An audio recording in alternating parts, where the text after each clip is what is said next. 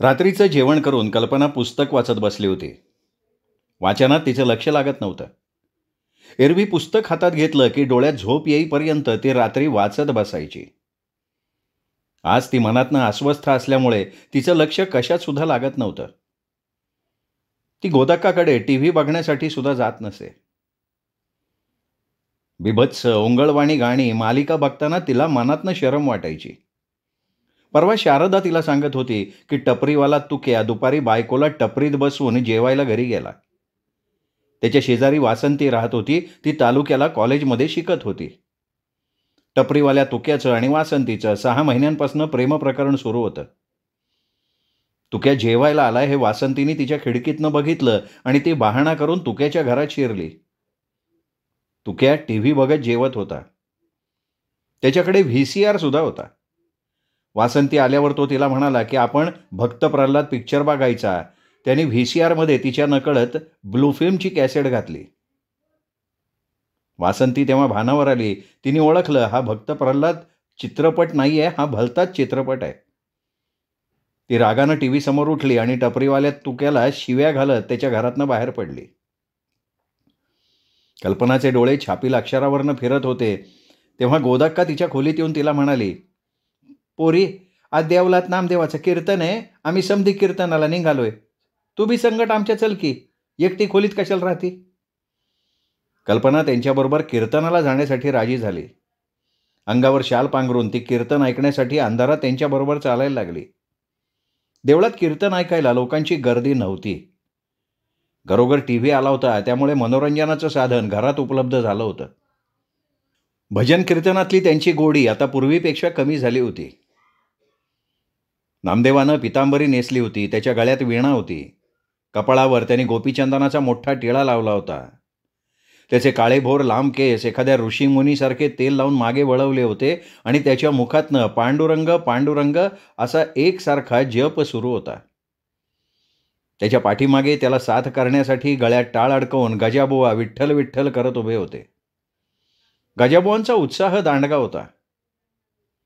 गळ्यातल्या वीणेची तार छेडत नामदेव त्याच्या भरदार आवाजात अभंग गायला लागला. नामदेव तल्लीनून अभंग गात होता. त्याचा आवाज अगदी टिपेला गेलेला होता. टाळ वाजवून गजाबुवा त्याला छान साथ देत होते. देवळात नामदेवाचं कीर्तन रंगात आलं. इतक्यात आभाळात काळ्याकुट्ट ढगांनी गर्दी केली.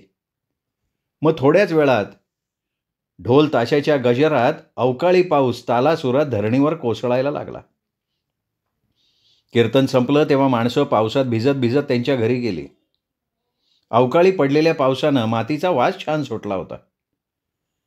सकाळी सूर्याचं दर्शन झाल्यावर मेघगर्जनेसह पावसानं पुन्हा नव्या दमानं सुरुवात केली. सगळीकडे अंधारून आलं होतं. वारासुद्धा पावसाच्या मदतीला धावून आला. वाऱ्यानं मोठमोठे वृक्ष मुळासकट उन्मळून पडायला लागले. घरावरची कौलं पत्रे वाऱ्यानं उडून जायला लागली. शेतकऱ्यांनी शेतात रचलेल्या उडव्या भिजून चिंब झाल्या. वेड लागल्यागत पाऊस धरणीला झोडपत होता. पावसानं नदी नाले दुथडी भरून व्हायला लागले. पुराच्या पाण्यात गुरं शेळ्या वाहून जायला लागली. चारी दिशेला हाहाकार माजला. पावसाचं तांडव नृत्य उघड्या डोळ्यांनी बघण्याशिवाय लोकांना काहीही करता येईना. आभाळातल्या कांठळ्या बसणाऱ्या आवाजानं शेतकऱ्यांच्या पोटात भीतीनं गोळा आला होता. जलप्रलय होईल का काय अशी त्यांच्या मनात शंका आली. पावसाची संततधार दुसऱ्या दिवशी मात्र थांबली आणि लख्ख ऊन पडलं. पाऊस थांबल्यावर लोकांनी सुटकेचा निश्वास टाकला. ते सगळे घरातनं बाहेर पडले. गावात कुणाचं घर पडलं होतं तर कुणाचा गोठा पावसानं जमीनदोस्त केला होता. नारळ पोफळीची झाडं मोडून पडली होती. पावसानं झालेल्या नुकसानीची माहिती घेण्यासाठी बापूंनी सर्व ग्रामपंचायत सदस्यांना निरोप पाठवून कार्यालयात बोलवून घेतलं. मीटिंगला आलेले सदस्य गंभीर चेहऱ्यानं बापूंना झालेल्या नुकसानीची माहिती सांगायला लागले. बापू, आमच्या वाडीत मोठी नुकसानी झाली. पावसानं घराच्या भिंती भिजून पडल्या. ताबडतोब पंचनामा करा.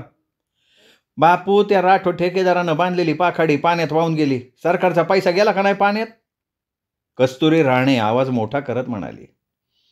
ग्रामपंचायत कार्यालयात गरमागरम चर्चा सुरू असताना काशा भुवड गर्भगळीतून तिथे आला आणि डोळ्यात पाणी आणून बापूंना म्हणाला, बापू, माझी एक खंडीची भात शेती, त्याचा चोंडा पाण्यानं समदा होरलाय. आता मी शेती कशी करू? माझी लेकरं बाळं काय खातील? हे बघ काश्या, तुला नुकसान भरपाई मिळेल, घाबरू नको. आम्ही त्याचा पंचनामा करतो, वरती पाठवून देतो. हे बघा बापू, आता मला तुमचाच आधार आहे हो. बापू, माझा बांध वाहून गेलाय, त्यो आधी बघा तुम्ही. ग्रामपंचायत कार्यालयात गोंधळ उडालेला होता. कल्पना हातातलं काम थांबवून त्या सगळ्यांच्या चेहऱ्याकडे बघत होती. सगळ्यांचं बोलणं ऐकून बापू कल्पनाला सूचना देत म्हणाले, मॅडम, पावसानं लोकांचं मोप नुकसान झालंय. तुम्हाला लगे कामाला लागलं पाहिजे. नुकसान झालेल्या ठिकाणावर जायचं, पंचनामे तयार करायचे, कारण आपल्याला ते लगे वरती पाठवून द्यायला पाहिजे. लोकांना त्यांच्या नुकसानीची भरपाई मिळायला पाहिजे. बापू, तुम्ही आधी माझ्या भातशेतीचा बांध वाहून गेलाय, बघायला चला तुम्ही. गमरे शेठ तगादा लावत म्हणाले. चला जाऊ, असं म्हणत बापू खुर्चीतनं उठले. सगळेजण रस्त्यानं चिखल तुडवत गमरे शेठच्या शेताकडे चालत चाललेले होते. कल्पना प्लॅस्टिकच्या पिशवीत कोरे कागद, पॅड, पेन इत्यादी साहित्य घेऊन त्यांच्यासोबत चिखल तुडवत चालली होती. तो सगळा जाथा गमरे शेठच्या शेताजवळ आल्यावर कल्पनानं गमरे शेठला विचारलं, गमरे शेठ, तुमचा भातशेतीचा बांध कुठे वाहून गेलाय? गमरे शेठच्या भातशेतीचा बांध पावसानं वाहून गेलेलाच नव्हता. शेताचे बांध जाग्यावर होते. खोटा पंचनामा करून सरकारी पैसे लाटायचा त्यांचा इरादा एव्हाना तिच्या ध्यानात आला होता. गमरे शेठ आवाज मोठा करून तिला म्हणाले, मॅडम, तुम्हाला बांध वरनं चांगला दिसतोय, पर या पर्याच्या पाण्यानं बांधाखालची दगड, माती समधी वाहून गेली. हा बांध मी नवीन घातला नाही तर माझ्या एक खंडीच्या भातशेतीची नुकसानी होईल. हे बघा गमरे शेठ, या शेताचा बांध वाहून गेलेला नाही, तेव्हा मला याचा पंचनामा करता येणार नाही. कल्पना स्पष्ट म्हणाली. मग गमरे शेठ बापूंना रागानं म्हणाले, बापू, मी पंचायतीचा सदस्य आहे, मला नुकसान भरपाई मिळत नाही वे. मग गोरगरिबांना कशी नुकसान भरपाई भेटन? मी आत्ता आमदाराला जाऊन भेटतो. मॅडम, जावा तवा कायद्याची भाषा बोलतात, मला बी कायदा समजतो ना. बापू गमरे शेठची समजूत काढत म्हणाले, हे बघा गमरे शेठ, तुम्ही काय आमदार साहेबाला भेटू नका, तुम्हाला तुमचे नुकसान भरपाई मिळेल. बापू, तुम्ही सांगताय म्हणून मी आमदार साहेबाला भेटत नाही. मला काय हो, मला माझी नुकसान भरपाई मिळाली शिकार नाही. बापू कल्पनाकडे वळून तिला आवाज चढवून म्हणाले, मॅडम, तुम्ही गमरे शेठच्या बांधाचा पंचनामा करा आणि वरती पाठवायचं तेवढं काम करा. तुम्ही काही लोकांना तुमच्या पदरचा पैसा देत नाही. अहो, एखाद्या गरीबाला 2 पैसे भेटत असतील तर मिळू द्या ना, तुम्ही कशा पाय आडवं येत आहे? बापू यांच्या शेताच्या बांधाचं पावसामुळे नुकसान झालेलं नाही आहे, त्यामुळे मला पंचनामा करता येणार नाही आहे. खोटा पंचनामा केला तर मी अडचणीत येईन. तुम्ही माझी अडचण समजून घ्या ना. हे बघा मॅडम, तुमच्या पाठीशी आम्ही आहोत, तुम्हाला चिंता नको. तुम्हाला त्याचा अजिबात त्रास होणार नाही. पंच म्हणून आम्ही त्या कागदावर सह्या करणार आहे. कल्पनाला पक्क ठाऊक होतं की ज्यावेळी प्रसंग येतो त्यावेळी मदत करायला कोणी पुढे येत नाही. कल्पना शासनाची एक जबाबदार नोकर होती. सरकारी पैशाचा अपव्यय करणं हे तिला पटत नव्हतं, ते तिच्या स्वभावात नव्हतं. मी हा पंचनामा करू शकत नाही, कल्पना निक्षून म्हणाली. तिचं बोलणं ऐकून बापू मनात नाराज झाले. गमरे शेठ आणि इतर ग्रामपंचायत सदस्यांसमोर कल्पनानं बापूंचं ऐकलं नव्हतं, तो त्यांना स्वतःचा अपमान वाटला. ते मनातल्या मनात तिच्यावर चिडले. सोनू गावडे त्या ठिकाणी धावत आला आणि बापूंना म्हणाला, बापू, माझ्या घरावर फणसाच्या झाडाची फांदी पडली, घालवली समधी कौलं फुटली, त्याचा पंचनामा करा. त्याचं बोलणं ऐकून बापू सगळ्यांना घेऊन त्याच्या घराकडे धावले. सोनू गावडेच्या घरासमोर उभं राहून कल्पनाने त्याला विचारलं, गावडे मामा, तुमच्या घराचं काय नुकसान झालंय मला दाखवा. मॅडम, माझ्या घरावरची समधी कौलं फुटलीत की, करा की पंचनामा. किती कौलं फुटली आहेत? माझ्या घरावर 1,500 कौलं होती, समधी फुटली. कल्पनानं त्या घरावर नजर फिरवली. फणसाच्या झाडाची फांदी पडून जेमतेम 20-25 कौलं फुटली होती. शासनाकडनं जास्तीत जास्त पैसे मिळवण्यासाठी सोनू गावडेचा प्रयत्न सुरू होता. गावडे, तुम्ही मला तुमच्या घरावरची फुटलेली कौलं दाखवा. मॅडम, वल्ल्या कौलं कसं चढता येईन, पाय घसरण की. गावडे, तुमच्या घरावरची फक्त 20-25 कौलं फुटलेली आहेत, मी त्याचा पंचनामा तयार करते, शासनाकडनं तुम्हाला त्याची नुकसान भरपाई मिळेल. तिचं बोलणं ऐकून सोनू गावडे मनात निराश झाला. तो बापूसमोर दोन्ही हात जोडून गयावया करत म्हणाला, बापू, तुम्ही आमचे आईबाप आहे, मायबाप आहे तुम्ही, आम्हाला तुमचा आधार आहे. बापू त्याला आधार देत म्हणाले, सोनू, घाबरू नका, तुला तुझी समधी नुकसान भरपाई मिळेल. कल्पनानं सोनू गावडेच्या नुकसानीचा पंचनामा तयार केला. त्यावर तिने सोनू गावडेचा सही म्हणून अंगठा घेतला. पंचांच्या सह्या त्याच्यावर घेतल्या. दारुडे शांताराम कल्पनाला गोठ्याची ग्रामपंचायत करायची पावती दाखवत म्हणाला, मॅडम, माझा गुराचा गोठा कोसळलाय, त्याचा पंचनामा करा. कुठे आहे तुमचा गुरांचा गोठा? शांतारामचा गोठा सन 2005 मध्ये झालेल्या अतिवृष्टीत कोसळला होता. त्याचे त्यांनी शासनाकडनं ₹2400 नुकसान भरपाई सुद्धा घेतली होती आणि आता तो पुन्हा त्या कोसळलेल्या गोठ्याचा पंचनामा करून पैसे लाटायचा मनात विचार करत होता. बापू तिथून काढता पाय घेत तिला म्हणाले, मॅडम, परवा तालुक्यात बिनशेतीचा दस्त रद्द करण्यासाठी मोर्चा निघणार आहे. त्याची चर्चा करण्यासाठी आमदारांनी तालुक्यातल्या सर्व सरपंचांना आज बोलवलंय. मी जातोय, तुम्ही तुमचं काम करा. बापू चिखल तुडवत निघून गेले. तालुक्याला काम आहे असं म्हणून गमरे शेठनं सुद्धा तिथनं काढता पाय घेतला. कल्पना गावचे पोलीस पाटील आणि बाळू शिपाई यांना सोबत घेऊन चिखल तुडवत चालली होती. दारुडे शांताराम त्यांच्या पुढे चालत होता. त्याच्या डोळ्यांपुढे नोटा दिसत होत्या, त्यामुळे त्याला चालायला बळ मिळत होतं. गावापासून कल्पना 2-2.5 मैल चालत आली होती. खाच खळग्यातनं चालताना तिला त्रास झाला होता. अंगावरच्या साडीवर चिखल उडाला होता. दारुड्या शांताराम एके ठिकाणी थांबला आणि कल्पनाला म्हणाला, मॅडम, इथं माझा गुरांचा वाडा होता. कालच्या पावसानं शाप धुवून गेला. पंचनामा लिहा. कल्पना डोळे फाडफाडून बघत होती. शांताराम ज्या ठिकाणी बोट दाखवत होता त्या ठिकाणी वाळलेल्या गवताशिवाय काही नव्हतं. तिला मनात वाटलं की रात्री या ठिकाणात असलेला गुरांचा गोठा भूतांनी उचलून तर नेला नसेल. तिला त्याचं हसू आलं. शांताराम तिला फसवतोय हे तिच्या चटकन लक्षात आलं आणि तिने त्याला रागाने विचारलं, कुठे आहे तुमचा गुरांचा गोठा? मॅडम, पावसात शाप धुवून गेला तो. तुम्ही खोटं बोलताय, आम्हाला त्रास देताय. मग ही वाड्याची ग्रामपंचायतीनं दिलेली पावती खोटी आहे का? ती पावती जुनी आहे. मग बाळू तिला सांगायला लागला, मॅडम, हा बेवडा आहे ना, याचा मला आधी संशय आलता, पण मी तोंडानं तुम्हाला काय बोललो नाही. याला फुकट पैसा पाहिजे हो. याच्या नादी आपण लागलो तर आपण येणार गोत्यात. हे निष्कारण तंगड तोड करायला लावली यांनी. माघारी फिरा. मॅडम, मी तुम्हाला चहा पाणी करतो ना. तुझा मीठ तोंड आता, नाही तर थोबडवेल तुला मी. बाळू त्याला झापत म्हणाला. कल्पना पंचनामा न करता परत फिरली. बेवडा शांताराम हात चोळत बसला. त्याला तिचा आणि बाळूचा राग आला होता. बापूकडे तिची तक्रार करायची असा त्यांनी मनात विचार केला.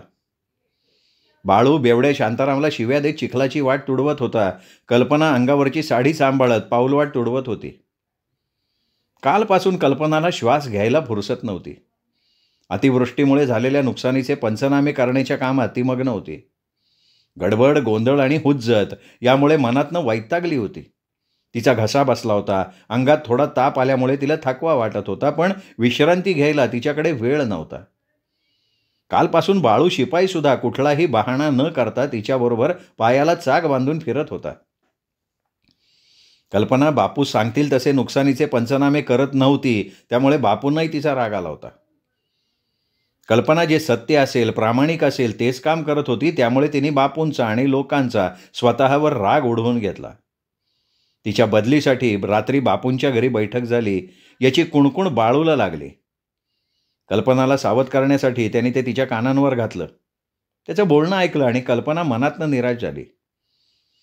नुकसानीचा पंचनामा करत असताना बाळूला आठवण झाली तसं तो कल्पना मॅडमला म्हणाला, मॅडम, कालच्या पावसानं चांगोना म्हातारीचं घर देखून पडलंय. तिच्या घराचा नुकसानीचा पंचनामा आपल्याला ताबडतोब करायला पाहिजे होता. बाळूमामा, हा एवढा गोठ्याच्या नुकसानीचा पंचनामा उरकते, मग आपण जाऊ चांगोना म्हातारीकडे. बिचारीचं वाईट वाटलं मला. तर बिचारीला कोणाचा आधार बी नाही. गोठ्याचा पंचनामा उरकून कल्पना बाळूला बरोबर घेऊन चांगोना म्हातारीकडे आली. तिचं राहतं घर पावसानं कोसळलं होतं. म्हातारी डोक्याला हात लावून बसली होती. घरावरची कौलं फुटली होती. पाण्यानं आतलं सामान, कपडे, धान्य भिजून गेलं होतं. म्हातारी निराधार झाली होती. कल्पना तिला म्हणाली, आजी, तुम्ही घाबरू नका. मी तुमच्या घराच्या झालेल्या नुकसानीचा पंचनामा करते, तालुक्याला पाठवते. तुम्हाला शासनाकडनं नुकसान भरपाई मिळेल. तिचे शब्द ऐकले आणि चांगोना म्हातारीला थोडा धीर आला. ती म्हणाली, माझी गुणाची बाय तू. मला कुणाचा आधार नाही. डोक्यावरचं छप्पर होतं ते बी पावसानं पडलं. आता मला बाई तुझाच आधार. सरकारला काय ते रपट पाठव आणि म्हातारीला तिचं घर तेवढं उभं करून दे. मरताना तुला पोटभर आशीर्वाद देईन. आजी काळजी करू नका, तुम्हाला पैसे मिळतील. कल्पनानं चांगोणा म्हातारीच्या घराचा नुकसानीचा पंचनामा केला. त्यावर त्यांनी पंचांच्या सह्या घेतल्या आणि बाळूला सोबत घेऊन ती परतीच्या वाटेला लागली. रस्त्यावरून चालताना तिच्या डोळ्यांसमोर असहाय्य दुःखी असलेल्या चांगोणा म्हातारीचा सुरकुत्यांनी भरलेला चेहरा होता. पावसानं झालेल्या नुकसानीचे कागदपत्र तालुका पंचायत समिती कार्यालयात देण्यासाठी कल्पना आज आली होती. दैनिक लोकगर्जनामध्ये तिच्या विरोधात झालेल्या बातमीचा खुलासा तिला BDO साहेबांच्या समक्ष करायचा होता. खुलासा करण्यासाठी साहेबांकडनं तिला नोटीस देण्यात आली होती. त्यामुळे तिच्या मनावर दडपण आलं होतं. दैनिक लोकगर्जनामध्ये बातमी देऊन भरतने तिला नाहक त्रास दिला होता, पण त्याचं फळ त्याला मिळालं होतं. कल्पनानं आवक जावक बार्निशी कारकुनाकडे नुकसानीचे कागदपत्र दिले, त्याची पोच घेतली. साहेबांना भेटायच्या आधी तिला नार्वेकरांची भेट घ्यायची होती. ती नार्वेकरांची वाट बघत बाकावर बसली. नार्वेकरांची भेट झाल्याशिवाय साहेबांना भेटायचं नाही, त्यांनी मनात पक्क ठरवलं होतं. तिच्या डोक्यात गोंधळ चालू असताना नार्वेकरांच्या बुलेट गाडीचा आवाज तिच्या कानावर आला. नारळाच्या झाडाखाली सावलीला बुलेट उभी करून नार्वेकर दमदार पावलं टाकत व्हरांड्यात आले. त्यांना समोर बघून कल्पना बसल्या जागेवरनं झटकन उठून उभी राहिली. त्यांना नमस्कार केला आणि म्हणाली, भाऊसाहेब, मी तुमची वाट बघत होते. पावसानं झालेल्या नुकसानीचे पंचनामे देण्यासाठी मी आज आले होते. मग कल्पना त्यांना हळू आवाजात म्हणाली, भाऊसाहेब, माझं तुमच्याकडे थोडं काम होतं. तिच्या चेहऱ्याकडे बघत नार्वेकर म्हणाले, हां बोला ना. कल्पना मोकळा श्वास घेऊन त्यांना सांगायला लागली, भाऊसाहेब, दैनिक लोकगर्जनामध्ये माझ्याविरुद्ध बातमी छापून आली होती. मला त्रास देण्यासाठी ती बातमी गावातल्या भरत नावाच्या माणसानं वर्तमानपत्रात दिली होती. त्यामुळे साहेबांनी मला नोटीस काढली, माझ्याकडनं खुलासा मागितला आहे. तुम्ही माझ्याबरोबर साहेबांकडे आलात तर बरं होईल. तिचं बोलणं ऐकलं आणि नार्वेकरांच्या चेहऱ्यावरचे भाव क्षणार्धात बदलले. निश्वास टाकत तिला म्हणाले, कल्पना, तुम्ही नवीन लोक ना फार चुका करता. तुम्हा लोकांना साहेबाची मर्जी नाही सांभाळता येत. तुम्ही स्वतःला शिष्ट समजता. साहेबांच्या वाढदिवसाला तुला सांगून तू नाही आली, असं वागून या खात्यात जमणार नाही. मग तुला साहेब कसे पाठीशी घालतील सांग बरं. भाऊसाहेब, मी येणार होते वाढदिवसाला साहेबांच्या, पण नेमकं मला ताप आला त्यामुळे नाही आले. पण त्यामुळं तुझ्याबद्दल त्यांच्या मनात गैरसमज निर्माण झाला आणि त्यात त्यांची काय चूक आहे असं मला वाटत नाही. ते आपले पोशिंदे आहेत. आपल्याकडून ते अपेक्षा करणार नाहीत, मग कोणाकडनं करणार? यापुढे नाही तशी चूक करणार. पाण्यात राहून माशाची वैर करता येत नाही हे ती आज अनुभवातनं शिकत होती. नेहमी साहेबाची तळी उचलायची, त्याची मर्जी सांभाळायची, ही वरिष्ठ अधिकाऱ्याची मानसिकता बनून गेली आहे हे तिला कळालं. नार्वेकर तिला पुढे म्हणाले, हे बघ, तुझ्याविषयी माझी आणि साहेबाची 2-3 दिवसापूर्वी बोलणी झाली होती.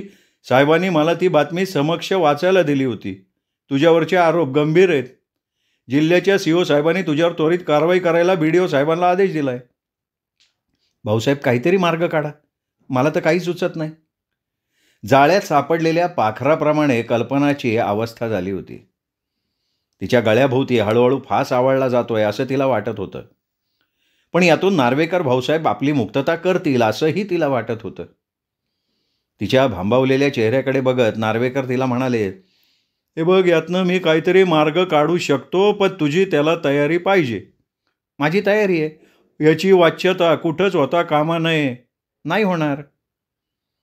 कल्पना हो म्हणाली आणि नार्वेकर भाऊसाहेब तिला गालात हसून म्हणाले, कल्पना, तुझं काम नक्की होणार.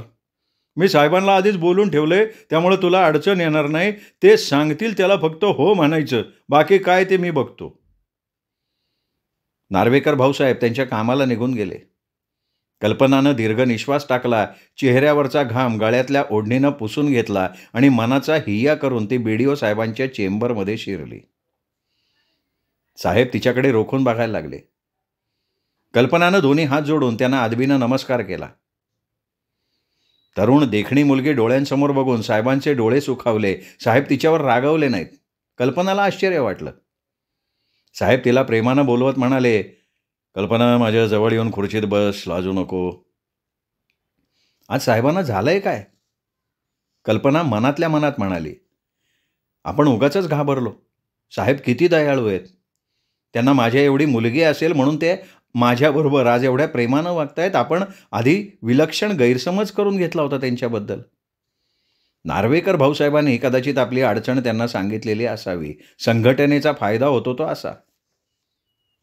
कल्पना त्यांना म्हणाली, नाही नको साहेब, मी इथे उभी राहते. मी तुला माझ्याजवळ खुर्चीत बसायला सांगितलं. साहेबांचा तगादा बघून कल्पनाचा नाईलाज झाला. ती मनात म्हणाली की आपल्या वडिलांसमान असलेल्या माणसाच्या जवळ बसायला काय हरकत आहे. ती दबक्या पावलांनी त्यांच्याजवळ गेली, रिकाम्या खुर्चीत अवघडून बसली. साहेबांनी डोळ्यावरचा चष्मा काढून चष्म्याची काच रुमालानं पुसत तिला म्हणाले, मी दिलेली नोटीस तुला मिळाली असेल. कल्पना, तुझ्याबद्दल लोकांच्या माझ्याकडे खूप तक्रारी आल्यात. काल तुझ्या गावच्या सरपंचांनी सुद्धा तुझी तक्रार केली माझ्याकडे. त्यांचं असं म्हणणं आहे की तू त्यांचं म्हणणं ऐकून घेत नाहीस. गरिबांना सरकारी योजनांचा फायदा मिळवून देत नाहीस. नेहमी कायद्यावर बोट ठेवून काम करते. त्यांनी तुझी ताबडतोब बदली करायला सांगितलंय मला. लोकगर्जनामध्ये छापून आलेली बातमी CO साहेबांनी स्वतः वाचली आहे. त्यांनी तुझ्यावर मला ताबडतोब कारवाई करायला सांगितलंय. डोळ्यात पाणी आणून कल्पना BDO साहेबांना म्हणाली, साहेब, आमच्या गावचे सरपंच अतिवृष्टी झालेल्या नुकसानीचे खोटे पंचनामे करायला सांगत होते, म्हणून मी त्यांना तसं करता येणार नाही असं सांगितलं. आणि त्यामुळे त्यांना माझा राग आलाय. पेपरमध्ये आलेली बातमी खोडसाळ आहे. मला त्रास देण्यासाठी ती बातमी दिली गेली होती. मी गावात चांगलंच वागते. आपण गावात येऊन त्याची चौकशी करू शकता. मी कुणाचंही काम अडवून ठेवत नाही. कल्पना, ही लोकशाही आहे आणि लोकशाहीमध्ये लोकप्रतिनिधींच्या शब्दांना मान द्यावा लागतो. मला जेव्हा आमदार कामं सांगतात तेव्हा ती कायद्यात बसत नाहीत, पण मला निमूटपणे करावी लागतात. जनतेनं त्यांना त्यांची कामं करण्यासाठी निवडून दिलंय. अगं, या खुर्चीत बसून मलाही माझ्या मनाप्रमाणे काम करता येत नाही. BDO साहेब आड पडदा न ठेवता त्यांची व्यथा सांगत होते. त्यामुळे त्यांच्याशी पुढे काय बोलावं असा कल्पनाच्या मनात संभ्रम निर्माण झाला. आपल्या बुद्धिमत्तेचा, आपल्या प्रामाणिकपणाचा इथे काही फायदा होणार नाही का? त्याचं काही चीज होणार नाही का? हा विचार तिच्या मनात आला. कल्पना साहेबांना तिच्या कामाची हमी देत म्हणाली, साहेब, मला एक संधी द्या. मी तुम्हाला खूप चांगलं काम करून दाखवीन. तक्रार करायला जागा देणार नाही. कल्पना, तुला काढलेल्या नोटिशीचा आधार घेऊन मला तुला नोकरीतनं निलंबित सुद्धा करता येतं. कल्पनाच्या डोळ्यातनं अश्रू बाहेर पडले. तिचं शरीर थरथर कापायला लागलं. तिचे ओठ थरथर कापत असल्यामुळे तिच्या तोंडातनं शब्दही बाहेर पडेना. साहेबांनी मनात ओळखलं की आता ही फार घाबरली आहे. आपण तिला काही सांगितलं तर ती नक्की नाही म्हणू शकणार नाही. घसा खाकरून BDO साहेब तिला म्हणाले, कल्पना, तू म्हणत असशील तर तुझ्या सरपंचांना कसं गप्प करायचं ते मी बघतो. आणि लोकगर्जनामध्ये छापून आलेली बातमी खोडसाळ होती हे CO साहेबांकडे तुझा जबाब घेऊन रिपोर्ट पाठवतो. त्यामुळे त्या प्रकरणावर कायमचा पडदा पडेल. पण काय साहेब, पुढे सांगा. तुला नार्वेकर भाऊसाहेबांनी काही सांगितलं नाही? मग मी तुला सांगतो. त्यांनी काहीच सांगितलं नाही मला. त्यांनी फक्त तुमची भेट घे असं सांगितलं. साहेब डोळ्यांवरचा सोनेरी काड्यांचा चष्मा काढून पुन्हा त्याची काच रुमालानं पुसायला लागले. नंतर त्यांनी तो चष्मा त्यांच्या डोळ्यांना लावला. काचेच्या ग्लासातलं पाणी पिऊन ते हळू आवाजात म्हणाले, कल्पना, तुझं काम करण्यासाठी तुला आज माझ्याबरोबर डाक बंगल्यावर मुक्कामाला राहावं लागेल. तुझ्या कामाची जबाबदारी माझी. साहेबाचं घाणेरडं बोलणं ऐकून कल्पनाच्या काळजात तव्यावरच्या भाकरीप्रमाणे चर्र झालं. तिचा चेहरा अपमानाने, रागाने आक्रसून गेला. तिचा गोरा चेहरा लालभडक दिसायला लागला. रागानं तिच्या कपाळावरच्या शिरा तट्ट फुगल्या. पायातली चप्पल हातात घेऊन BDOला त्याच्या चेंबरमध्ये धरून बदड बदड बदडावं इतका भयंकर संताप तिला आला. बसल्या जागेवरनं ती झटकन उठून उभी राहिली. BDOंना काही कळायच्या आधी त्यांच्या तोंडावर पचकन थुंकली आणि आभाळातल्या बिजलीसारखी कडाडली. साहेब, तुम्ही माणसाच्या जन्माला येण्यापेक्षा राक्षसाच्या कुळात जन्म घेतला असतात ना, तर त्या कुळाचा उद्धार झाला असता. मी तुमच्या मुलीप्रमाणे आणि तुम्ही माझ्याकडनं ही अपेक्षा करता.